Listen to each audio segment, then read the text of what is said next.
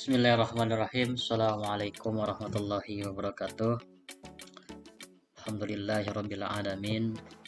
Hamdan katsiran thayyiban mubarakan fi. Asyhadu an la ilaha illallah wahdahu la syarikalah wa asyhadu anna Muhammadan abduhu wa rasuluhul ladzi la nabiyya wa la rasula ba'dahu ma ba'd.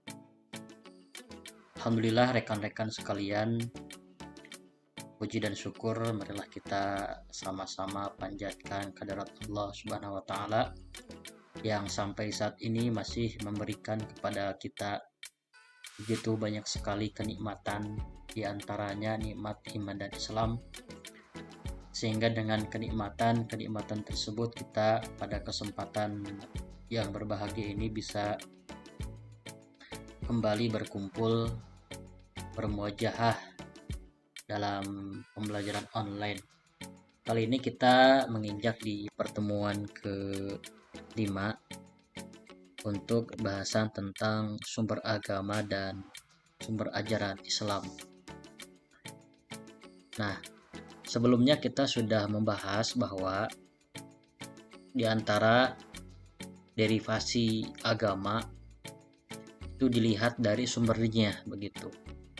Misalkan dikatakan bahwa agama samawi itu bersumber dari Allah Subhanahu wa taala. Kemudian agama tobai atau agama ardi itu sumbernya dari pola pikir atau budaya manusia. Sementara akulturasi, asimilasi dan sebagainya itu bersumber kepada dua aspek agama wahyu dan agama samawi yang kemudian dicampur adukan atau istilahnya mengalami pembauran. Nah, tentu saja kita mesti ketahui sumber agama ini berkaitan dengan keaslian dan juga kesahihan ajaran agama begitu yang diyakini oleh semua umat manusia begitu. Jadi kalau kita tahu sumber ajaran agama, di mana sumbernya atau dari mana asal itu agama, maka ini berimplikasi terhadap kualitas ajaran. Kemudian berimplikasi terhadap keyakinan seseorang terhadap agamanya tersebut begitu. Nah, yang kita bicarakan adalah kaitan dengan sumber agama atau sumber ajaran Islam. Ajaran Islam itu di mana sumbernya begitu? Apa yang menjadi sumber dari ajaran Islam? Nah, di sini kita akan coba membahas pemahaman yang paling dasar. Sengaja Bapak menyampaikan yang paling dasar berkaitan dengan sumber ajaran ini supaya nanti kalian bisa mengelaborasi sendiri, kemudian mencari referensi sendiri kaitan dengan pendalaman dari sumber ajaran Islam ini. Nah, teman-teman sekalian, secara garis besar dan yang paling utama bahwa sumber agama dan ajaran Islam itu adalah Al-Quran dan As-Sunnah. Dalam hal ini yaitu Sunnah Rasulullah Shallallahu Alaihi Wasallam. Dua pedoman ini yang kemudian mesti manusia khususnya umat Islam pegang atau pedomani gitu. Sebagaimana yang pernah disampaikan bahwa taraktu fikum amroin ini merupakan taraktu fikum amroin begitu, seperti yang disampaikan Nabi bahwa aku tinggalkan dua perkara yang jika kalian memegang atau memedomani dua perkara ini kalian tidak akan tersesat selama-lamanya. Apa dua perkara itu? Ya, ini Al-Quran dan Sunnah Rasulullah Shallallahu Alaihi Wasallam. Jadi Islam ini merupakan agama yang ajaran-ajarannya itu bersumber kepada Al-Quran. Nah, Al-Quran ini kan merupakan kalamullah, firman Allah yang diturunkan kepada Nabi Muhammad SAW melalui perantaraan malaikat Jibril. Nah, Quran ini menjadi pedoman dan menjadi petunjuk untuk umat Islam, untuk umat manusia pada umumnya, supaya dalam menjalani kehidupannya di dunia, umat Islam atau umat manusia tidak tersesat atau sesuai dengan koridor dan juga sesuai dengan hal-hal yang menurut Allah itu benar, yang menurut Allah itu baik, atau yang lebih sakralnya yang Allah ridhoi begitu. Jadi Al-Quran ini kan memang kaidah-kaidah dalam Al-Quran itu memang tidak secara spesifik, artinya kaidah-kaidah yang sifatnya kuliah, umum, syumuliyah, mencakup keseluruhan begitu, tetapi memiliki makna yang mendalam. Nah, adapun nanti pengkhususan atau pengerucutan nilai-nilai Al-Quran atau kaidah-kaidah Al-Quran secara teknis begitu nanti dijelaskan oleh Rasulullah SAW lewat hadis atau lewat sunnah begitu. Jadi dari Quran sunnah ini, dari Quran hadis ini, maka kemudian muncul komponen lain yang menunjang keberhasilan atau menunjang kehidupan beragama umat manusia begitu. Maka dari dua hal ini ada ijtihad begitu, ada qiyas, ada masalah mursalah, ada istishab, kemudian ada hal-hal yang berkaitan dengan penetapan hukum yang berkaitan dengan hajat hidup manusia begitu. Kita bahas coba satu persatu secara dasar ya. Nah, yang pertama, Al-Quran adalah kalamullah atau firman Allah, bukan ucapan Nabi atau manusia yang lainnya. Kita tahu bahwa Nabi Muhammad SAW itu terlahir sebagai ummi. Artinya Nabi tidak bisa membaca, tidak bisa menulis. Karena budaya Arab waktu itu tidak terlalu konsen terhadap bacaan dan tulisan. Walaupun memang ada sastrawan Arab yang waktu itu ada itu, tetapi tidak kemudian menjadi prioritas masyarakat jahiliyah. Makanya dikatakan jahiliyah, ada yang mengatakan bahwa jahiliyah di sana artinya kebodohan dalam hal apapun. Bodoh dari sisi kognisi, juga bodoh dari sisi afeksi dan spiritual begitu. Nah, Nabi Muhammad lahir pada masa atau pada zaman di mana manusia belum terlalu intens dan konsen terhadap budaya membaca dan budaya menulis begitu. Sehingga Nabi terlahir belum bisa baca, belum bisa nulis. Nah, sehingga ini seharusnya menjadi keyakinan buat kaum jahiliyah bahwa apa yang disampaikan oleh Rasulullah, oleh Nabi yang berupa wahyu itu merupakan betul-betul firman Allah, bukan dari ucapan Nabi Muhammad sendiri begitu. Kalaulah Nabi Muhammad ditakdirkan menjadi orang yang pandai merangkai sastra itu, maka orang-orang itu mungkin meyakini bahwa apa yang disampaikan oleh Rasulullah adalah karangannya sendiri. Tetapi Nabi terlahir tidak bisa baca, tidak bisa nulis. Kemudian tiba-tiba Rasulullah menyampaikan ayat Al-Quran yang dari sisi makna, dari sisi uslub bahasa luar biasa indah begitu. Sehingga seharusnya orang-orang jahiliyah bisa sampai ke arah sana pemikirannya. Tetapi ya apa boleh buat, alasan pasti mereka akan buat untuk tidak ikut terhadap ajakan Rasulullah SAW, bahkan lebih memilih mengikuti ajaran nenek moyang mereka begitu. Nah, rekan-rekan sekalian, jadi Al-Quran ini merupakan firman Allah, yang juga sebetulnya firman Allah juga sampai kepada nabi-nabi sebelumnya, sehingga kodifikasi dari firman Allah itu kan pada masa Nabi Musa itu berbentuk kitab Taurat, zaman Nabi Daud kitab Zabur, zaman Nabi Isa kitab Injil, yang kemudian firman Allah yang diturunkan kepada nabi-nabi sebelumnya disempurnakan oleh Al-Quran, yang disampaikan kepada Nabi Muhammad SAW, begitu.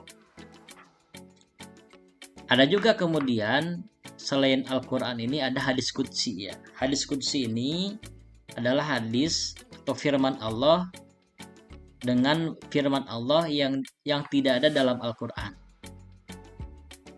begitu.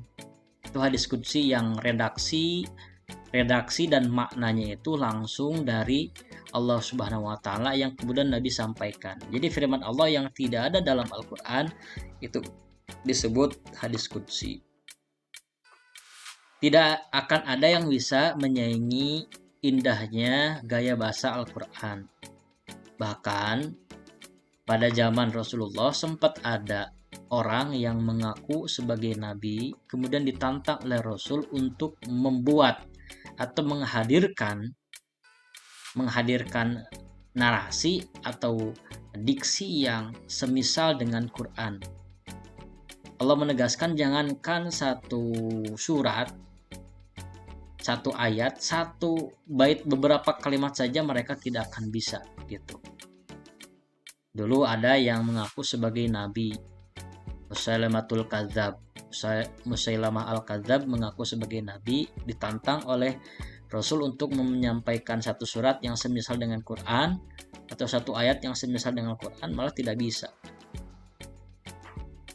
Gitu. Tidak akan ada yang bisa, dan karena Allah yang menjaga dari sisi orisinalitas dari Al-Quran itu sendiri. Gitu. Nah, Al-Quran diturunkan kepada Nabi Muhammad SAW. Muhammad bin Abdullah yang dilahirkan di Mekah pada tahun 571 Masehi sebagai Rasul terakhir. Nabi Muhammad ini terlahir di suku Arab, begitu. Nabi-nabi sebelumnya turun pada masa Bani Israel. Bahkan banyak nabi diutus di umat Bani Israel. Bani Israel kemudian berseloroh bahwa nabi terakhir pasti akan di kalangan mereka. Tetapi ternyata nabi terakhir turun di Jazirah Arab, di bangsa Arab, yang kemudian membuat mereka benci terhadap Nabi Muhammad, karena nabi terakhir diturunkan bukan dari kalangan Bani Israel tetapi di Jazirah Arab, begitu. Sontak membuat mereka tidak terima dan semakin benci terhadap ajaran Islam yang dibawa oleh Nabi Muhammad SAW, gitu. Padahal kalau kita lihat dari sisi silsilah atau keturunan, mereka berasal dari nenek moyang yang sama, begitu. Dari jauh Nabi Adam, nah dari dekatnya ialah Nabi Ibrahim alaihissalam, begitu. Tapi mereka tidak menerima, sehingga mereka sampai Al-Quran menyatakan orang Yahudi, orang Nasrani tidak akan pernah ridho terhadap umat Islam, sehingga umat Islam mengikuti milah atau ajaran mereka. Walang tardo angkal Yahud walan Nasoro hatta tattabi'a millatahum. Ayat.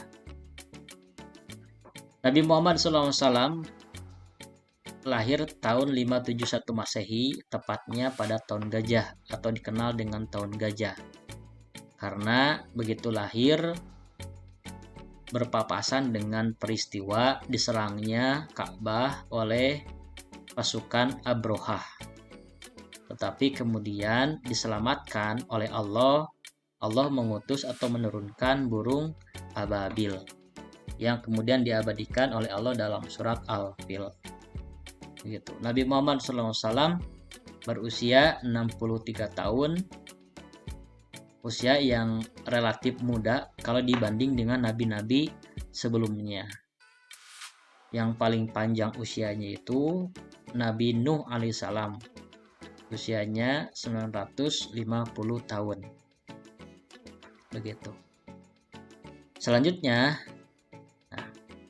Al-Quran diturunkan oleh Allah melalui perantaraan malaikat Jibril selama berangsur-angsur selama 22 tahun, 2 bulan, dan 22 hari kepada Nabi Muhammad SAW.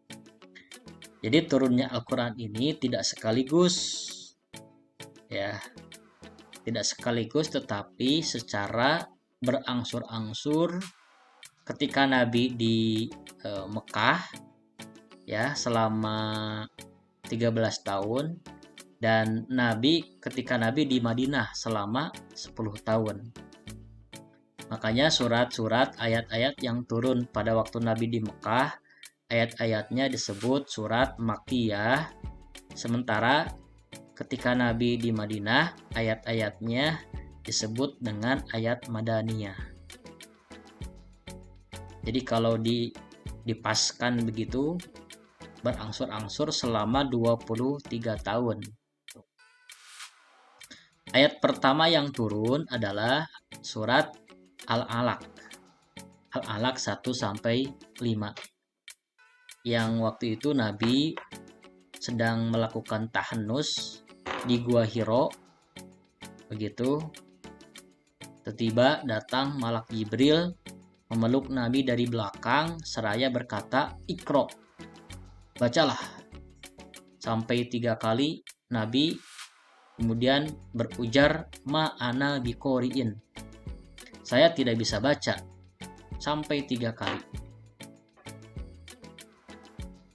Jadi bayangkan, kalau kita bayangkan Nabi sebagai manusia biasa, ketika di Gua Hiro itu, ketika diam di Gua Hiro, tiba ada malak Jibril yang memeluk dari belakang sambil mengatakan Iqra. Ketika itu Nabi kan ummi, tidak bisa baca, tidak bisa tulis. Nah, akhirnya Nabi mengucapkan apa yang dikatakan oleh malak Jibril tersebut. Nah, di sini menunjukkan bahwa memang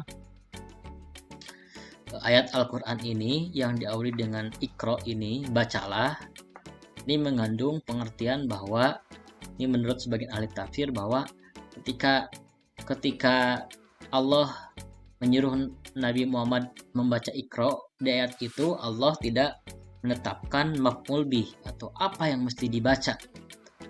Biasanya kalau ada fi'il, kemudian fa'il, ada maf'ul bih, ada objek yang mesti dibaca. Tetapi waktu itu Allah tidak menetapkan objek yang mesti dibaca. Nah, di sini menunjukkan bahwa kita dituntut untuk senantiasa bisa membaca hal apapun. Membaca kondisi, bacaan tekstual, atau bacaan kontekstual.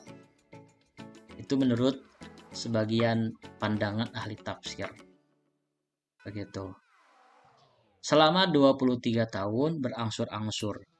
Adapun urutan surat ini secara talfik, ya, yang menentukan urutan pertama surat apa, urutan terakhir surat apa yang kita baca, ini merupakan wilayah talfik yang manusia tidak bisa intervensi, begitu. Bahkan Nabi Muhammad pun sedikit ruang untuk intervensi, begitu. Berkaitan dengan urutan surat. Kemudian teman-teman, Al-Quran dikumpulkan dalam mushaf yang sejak masa turunnya dihafalkan dan ditulis oleh para sahabat. Begitu.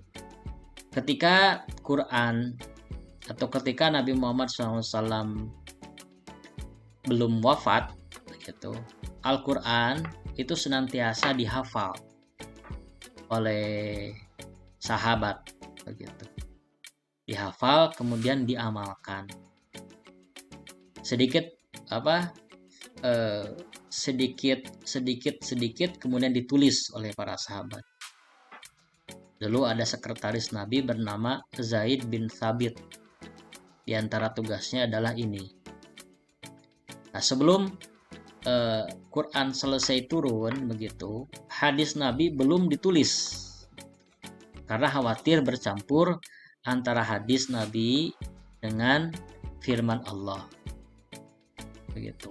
Dan proses kodifikasi Al-Quran, pengumpulan Al-Quran ini berangsur-angsur dari masa dari masa sahabat Utsman, ya, Umar dan juga Utsman begitu. Pengumpulannya atau pentadwinan Al-Quran. Sehingga sampai sekarang sampai kepada apa yang kita baca sehari-hari, yang dipastikan itu akan sama di muslim mana saja, negara mana saja, dipastikan sama. Ayat pertamanya Al-Fatihah, surat pertama dalam Al-Quran itu adalah Al-Fatihah dan diakhiri dengan surat An-Nas. Nah, belakangan katanya ada kelompok Syiah yang punya Quran sendiri, yang katanya ayat dan hurufnya tidak ada atau tidak sama dengan Al-Quran sekarang, bahkan katanya tebalnya 3 kali lipat dari Quran sekarang. Namun walau alam belum bisa dipastikan kebenarannya, karena yang jelas yang merupakan ijma semua sahabat, ijma para sahabat bahwa Al-Quran yang ijma ulama pun bahwa Al-Quran yang disepakati atau Al-Quran yang istilahnya kita baca ialah Al-Quran yang benar begitu. Nah, rekan-rekan sekalian, Al-Quran turun secara mutawatir dan terjaga dari sisi orisinalitasnya. Mutawatir itu artinya tidak satu orang yang meriwayatkan. Al-Quran atau mutawatir ini artinya sama seperti yang tadi saya katakan. Ayat pertama, bunyi ayat dan sebagainya sama. Dari zaman Nabi Muhammad sampai sekarang dipastikan sama dan terjaga dari sisi orisinalitasnya.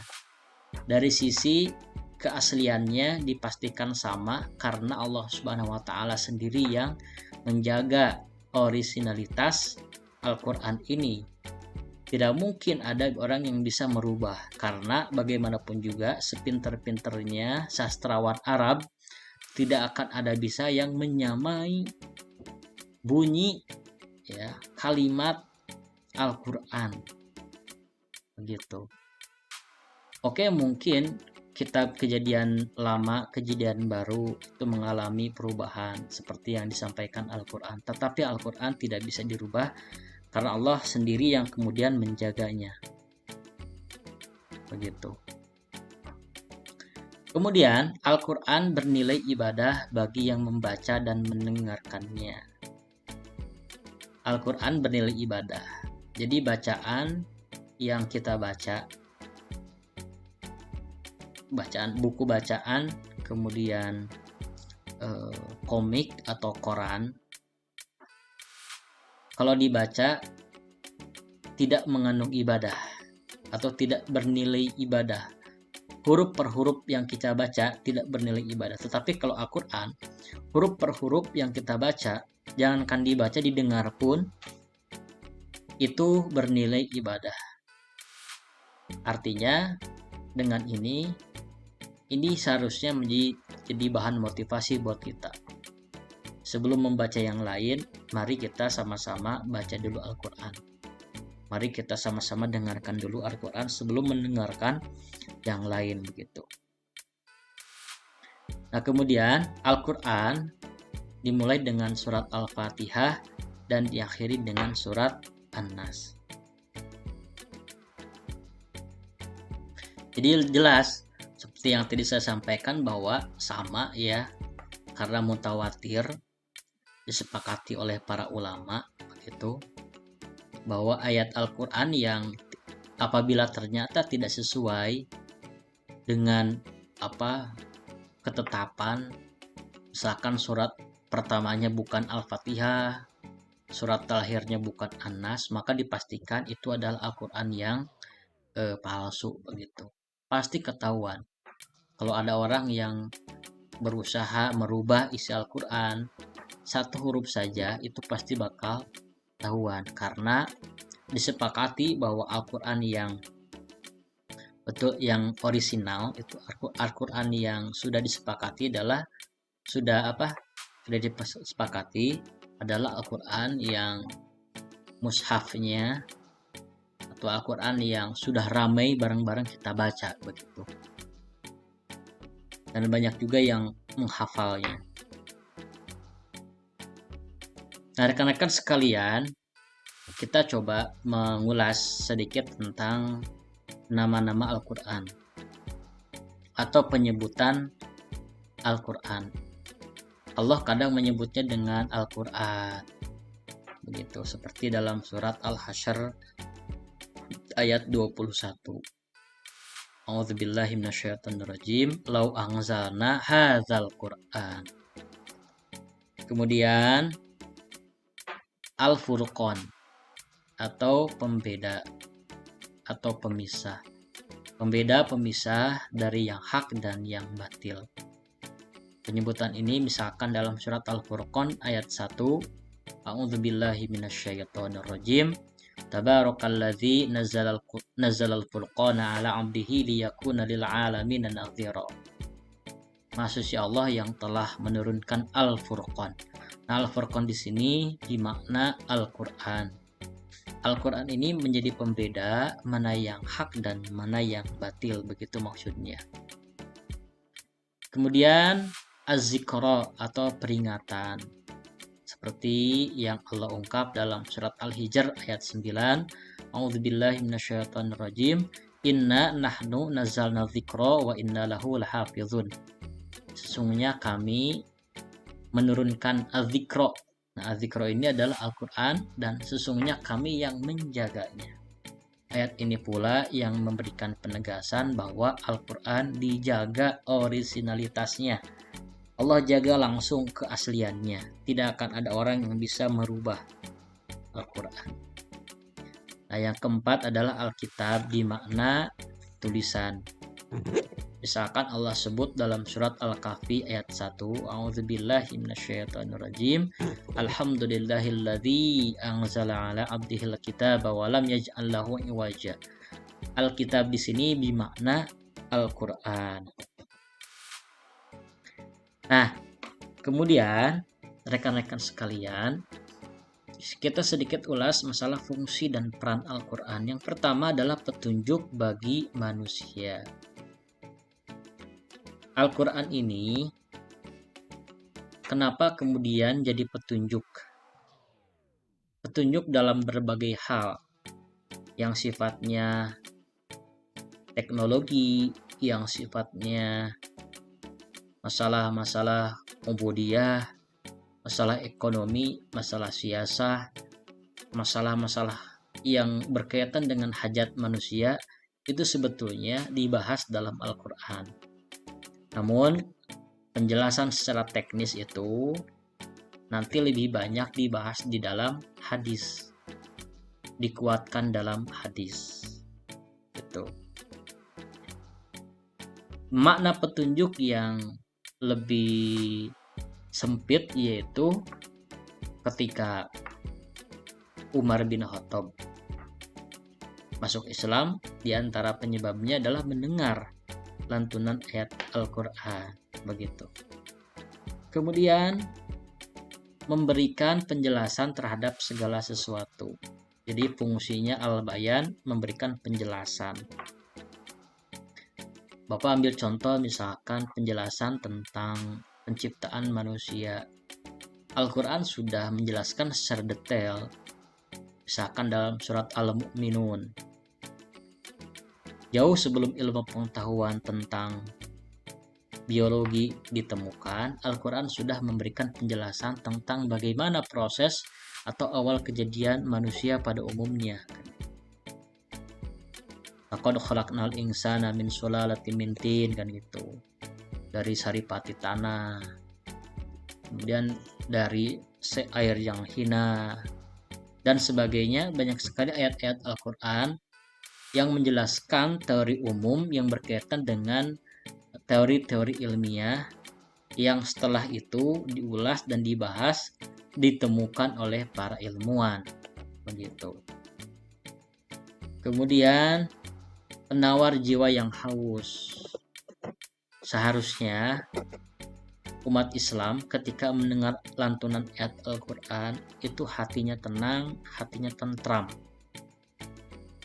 Karena orang yang memiliki kualitas iman yang bagus, bila disebutkan kalimat Allah, itu wajilat qulubuhum, bergetar hatinya. Bergetar karena satu, ada rasa khauf, begitu, ada rasa takut, ada rasa roja, berharap kepada Allah, gitu. Sehingga seharusnya ketika Al-Quran dilantunkan, kita pun merasa menjadi tenang karena hidup kita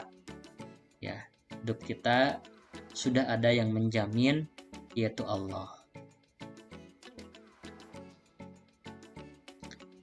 Nah, sekarang teman-teman, kita akan coba mengulas sedikit saja tentang sunnah dan hadis atau hadis ya.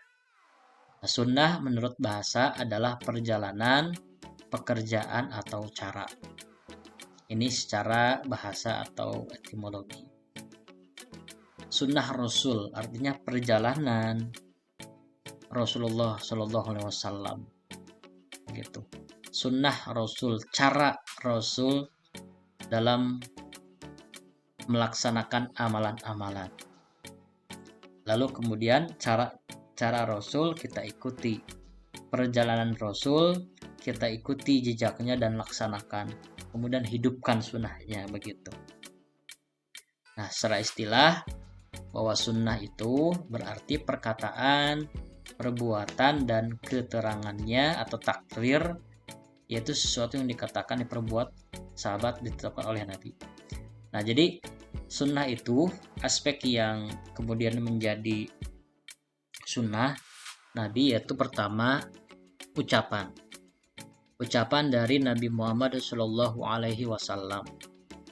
Biasanya redaksi hadis dengan qala, biasanya qala Rasulullah, bersabda Rasulullah Shallallahu Alaihi Wasallam. Kemudian takrir, sebelum takrir perbuatan, apa yang dilakukan oleh Rasulullah. Rasul tidak ucapkan misalkan, tetapi Rasul melaksanakan. Biasanya hadisnya redaksinya kana Rasulullah, keadaan Rasulullah. Ini biasanya dilihat oleh para sahabat yang lain. Kemudian ada juga yang berkaitan dengan takrir atau persetujuan. Misalkan Nabi Muhammad SAW melihat seorang sahabat sedang melaksanakan satu amalan, Rasul tidak melarang, begitu. Rasul diam saja, berarti Rasul setuju dari apa yang dilakukan oleh para sahabat. Itu disebut dengan takrir. Ada lagi katanya yang disebut dengan hamiyah, atau cita-cita Nabi yang tidak kesampaian, begitu. Misalkan Nabi dulu pernah melaksanakan saum Asyura 10 Muharram, tetapi karena sama dengan yang dilakukan oleh Yahudi, begitu, Bani Israel, Rasul bercita-cita nanti tahun depan, kata Rasul, akan melaksanakan dengan tanggal 9-nya. Tetapi tidak terlaksana karena Rasulullah keburu wafat.